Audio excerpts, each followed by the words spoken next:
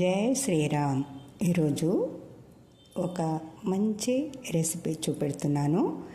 ఇది చిన్నపిల్లలు పెద్దవాళ్ళు ఎవరైనా ఇష్టంగా తినేలా. చూస్తున్నారు కదా, సోరకాయతో గారెలు. ఇవి తినడానికి బాగుంటాయి, చూడడానికి బాగుంటాయి. దీన్ని చేసే విధానం తెలిస్తే అంటే ఇందులో ఎన్నో రకాలుగా చేసుకోవచ్చు. ఒకే కూరగాయతో మనం ఎన్నో రకాలుగా చేస్తాం. నేను ఈరోజు ఇలా చేస్తున్నాను. ఎలా చేస్తున్నాను చూడండి, చూసి మీరు చేసుకొని తినండి. మీకు ఎలా కుదిరిందో నాకు కామెంట్ చేయండి. ఒకవేళ ఇలా కాదు ఇలా కూడా చేయొచ్చు అని అనిపిస్తే అప్పుడు అది కూడా కామెంట్ చేయండి. వీటిని ఇది అంటే లేతగా ఉంది, ముదురు కాలేదు. ముదిరిపోయిందనుకోండి కొంచెం తేడాగా ఉంటుంది. లేతగా ఉన్నప్పుడు దాన్ని పైన పొట్టు తీయాల్సిన అవసరం లేదు. ముదిరిపోయిందనుకోండి అది మీద పైనున్న పొట్టు తీసేసి చేసుకోవచ్చు. ఇది మనకు అక్కడ ఇక్కడ అంతా తిరిగింది కాదు, తోట దగ్గర నుంచి తీసుకొచ్చింది తాజాగా ఉన్న కాయ. అందుకని దానిపై నుంచి తొక్క నేను తీయడం లేదు, అలాగే డైరెక్ట్ తురుముతున్నాను. దీన్ని అంటే ఇలా సన్నగా తురిమితేనే టేస్టీగా ఉంటుంది. అంతా తురిమి అలా పక్కన పెట్టుకున్న తర్వాత దీంట్లో కావలసినవి పచ్చిమిరపకాయలు, కరివేపాకు, కాస్త నువ్వులు వేస్తే కలర్ఫుల్గా కనిపిస్తుంది, తింటుంటే కూడా టేస్టీగా ఉంటుంది. కాస్త జీలకర్ర, కొన్ని ఎల్లిపాయలు, ఒక 3 లవంగాలు. అంటే మనం అక్కడ ఉన్న ఆ పిండికి మనకు సరిపోను ఉన్న కాయ గుజ్జుకి దానికి సరిపోను. మనం ఇంకా ఇప్పుడు ఇందులోకి ఇలాగే చేయడానికి రాదు. ఈ మిరపకాయలు, వెల్లుల్లి, జీలకర్ర, లవంగాలు ఇవి అన్నీ మంచిగా మిక్సీ చేసి, అంటే పేస్ట్ అవ్వక్కర్లేదు, అక్కడక్కడ వక్కలు ముక్కలుగా ఉన్నా బాగుంటుంది. ఈ సోరకాయలో గింజలు ఉంటాయి కదా, ఇలా చుంచినప్పుడు మనకు ఈజీగా వచ్చిందనుకోండి, అలాగే ఉంటే పర్లేదు, తినొచ్చు. కాకపోతే కొంచెం గట్టిగా అనిపించి ముదురుగా అనిపిస్తే అప్పుడు దాన్ని తీసేయండి, మీ ఇష్టం. అది కూడా తినొచ్చు, ఇబ్బంది ఏమి ఉండదు. అది మనకు అలా అనిపిస్తుంటుంది, అబ్బా గట్టిగా ఉందిలే తీసేద్దాము అని. అందుకని అవి ఏరి పక్కన పడేసేయండి. ఎక్కువ లేవు, అన్నీ ఇలా అంటే వచ్చాయి, తీసేసి అదంతా మనకి ఈ గుజ్జంతా అంటే ఈ ప్లేట్లోనే మనకు తురుముకున్న దాంట్లోనే కలుపుకోవడానికి రాదు కనుక ఇంకొక వెడల్పు బౌల్లోకి తీసుకొని దాంట్లో సరిపోను మనకంటే ఇప్పుడు ఏమేమి వేసుకోవాలి అందులోకి పచ్చిమిరపకాయలు, వెల్లుల్లి, జీలకర్ర ఉంది కదా, కరివేపాకు. ఇవన్నీ కరివేపాకు మిక్సీ చేయలేదు, పచ్చిమిరపకాయలు, వెల్లుల్లి, జీలకర్ర, లవంగాలు మిక్సీ చేసి ఇందులోకి వేస్తున్నాను. కరివేపాకు సన్నగా తరగాలి, ఇష్టం మీ ఇష్టం. సన్నగా తరగండి, ఇలాగే వేయండి, మీ ఇష్టం ఉన్నట్టు వేయండి. అక్కడ దాన్ని మీ ఆప్షనే. కాస్త నువ్వులు. ఇప్పుడు తయారు చేసి పెట్టుకున్న కారం, అంటే మిక్సీ పట్టి పెట్టాను, ఆ మిక్సీ కారం వేసి దానికి సరిపోను సాల్ట్ మాత్రం ఎప్పుడు సొరకాయలో ఎక్కువ వేయకూడదు, ఒక స్పూన్కి తక్కువగానే వేయండి. దాని టేస్ట్ చూసిన తర్వాత వేసుకోవచ్చు.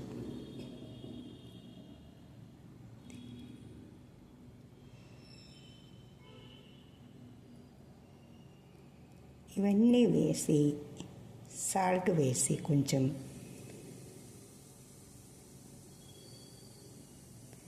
సాల్ట్ ఒక్కొక్కసారి ఈ మిర్చి చేసేటప్పుడు కూడా వేసుకోవచ్చు. కాకపోతే నేను అందు వేసేటప్పుడు మళ్ళీ మీకు చూపెట్టలేదని తర్వాతే వేసి చూపిస్తున్నాను. ఇది సోరకాయలోకి ఎక్కువ సాల్ట్ పట్టదు, అందుకే ఒక 1/2 స్పూన్ మాత్రమే వేస్తున్నాను. మీరు ఇది పిండి కలిపిన తర్వాత, అంటే ఇవన్నీ కలిపితే అన్నీ మంచిగా అంటే వాటికి ఆ గుజ్జుకి అంతా సరిపోను కలిపి అన్నీ కలిపిన తర్వాత అప్పుడు ఇది కొంచెం గట్టిపడేలా వరిపిండి కలిపితే అప్పుడు చేయడానికి బాగుంటుంది, టేస్టీగా ఉంటుంది. ఓన్లీ సొరకాయనే చేస్తే అంత తినడానికి రాదు, మనకు చేయడానికి కూడా రాదు.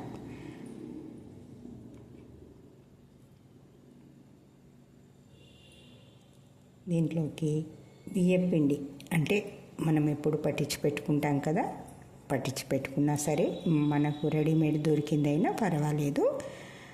బియ్యపిండి మాత్రమే కలపండి. ఇందులోకి శనగపిండి కలిపితే మెత్తగా వస్తుంది, ఇది కొంచెం కరకరలాడినట్టుగా ఉంటుంది బియ్యపిండి. అందుకే బియ్యపిండి మాత్రమే కలపండి అని చెప్పేది.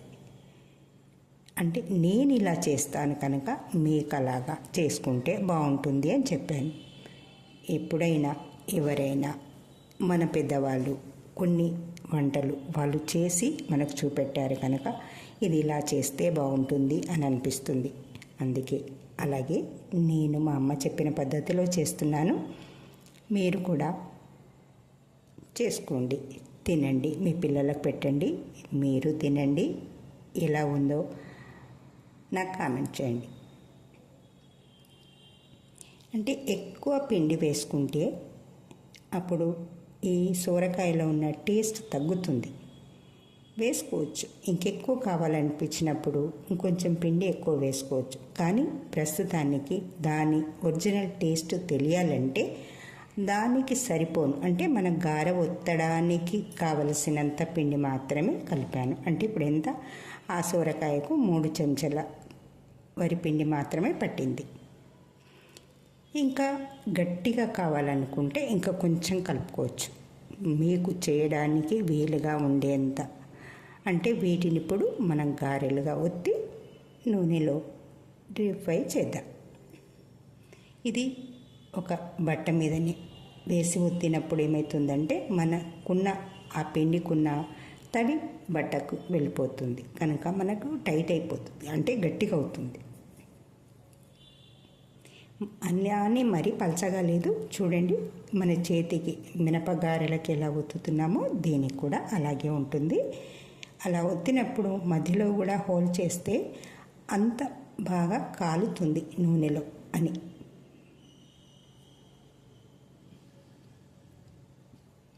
ఇవంతా రెడీ చేసుకునే వరకు మనం పొయ్యి మీద నూనె పెట్టి వేడి చేసుకుంటున్నాము. ఇది ఒత్తే లోపల అక్కడ నూనె వేడవుతుంది. ఇవి ఒత్తడం పూర్తయిన తర్వాత నూనె వేడెక్కి ఉంటుంది కనుక అందులో వేసి దాన్ని కాలుద్దాం. ఎలా, నూనెలో డీప్ ఫ్రై చేసుకుందాం. నూనె రెడీగా ఉంది, వేడెక్కి ఉంది అందులోకి. అందుకని మనకు నూనె వేడెక్కిందంటే మనం వేసిన గారె అలా ఎలా ఉంది, ఇలా కాలుతూ తెలుస్తుంది కదా, తేలుతుంది. నూనె ఖాళీ లేదనుకోండి అడుగున పడుతుంది, అప్పుడు గారెకు నూనె పట్టుకుంటుంది. ఇలా నూనె కాలిన తర్వాత అలా ఇలా బుడగలు రావడం కానీ మంచిగా పైకి లేవడం కానీ జరుగుతుంది. ఒక్క నిమిషం ఉంచి దాన్ని టర్న్ చేసుకుందాం.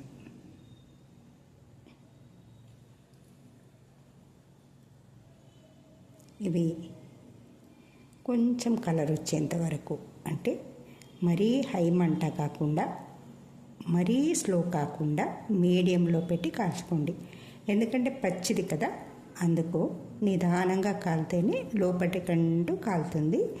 ఇది సొరకాయ తురిమింది కనుక ఆ సన్న పొరలాగా కాలినాక చాలా బాగుంటుంది.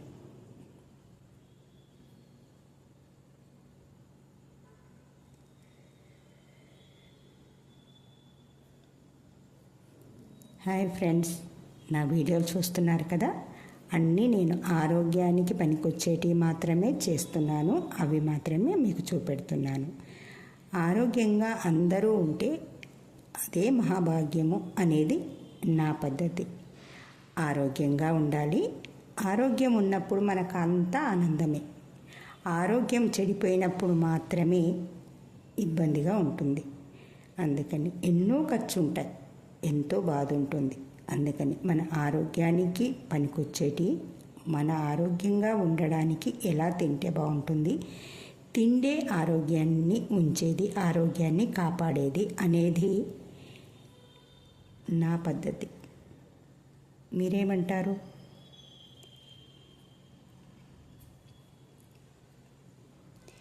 ఎప్పుడెప్పుడు నా వీడియోలు చూస్తున్నందుకు థ్యాంక్ యూ. నాకు సపోర్ట్ చేస్తున్నందుకు థ్యాంక్ యూ. సబ్స్క్రైబ్ చేసుకుంటున్నందుకు థ్యాంక్ యూ. కొత్త కొత్త వాళ్ళు ఫ్రెండ్స్ అవుతున్నందుకు thank you, thank you, thank you. కలర్కి వచ్చాయి కదా, కొంచెం కలర్కి వచ్చి బాగా మాడిపోవద్దు, కొంచెం కలర్కి వస్తే చాలు. అంటే తెలిసిపోతుంది మనకు గారె కాలింది అన్నట్టు. ఎలా కొంచెం కలర్గా ఉంటుంది, నూనె అది మసలే పద్ధతి కూడా మారిపోతుంది, ఆగిపోతుంది. అంటే సలసలం అనేది ఆగిపోతుంది. అప్పుడు దాన్ని తీసుకుంటే మనకు కాలింది అన్నట్టు. చూడడానికి బాగుంటుంది, తినడానికి కూడా బాగుంటుంది. చూడండి, బాగుంది కదా.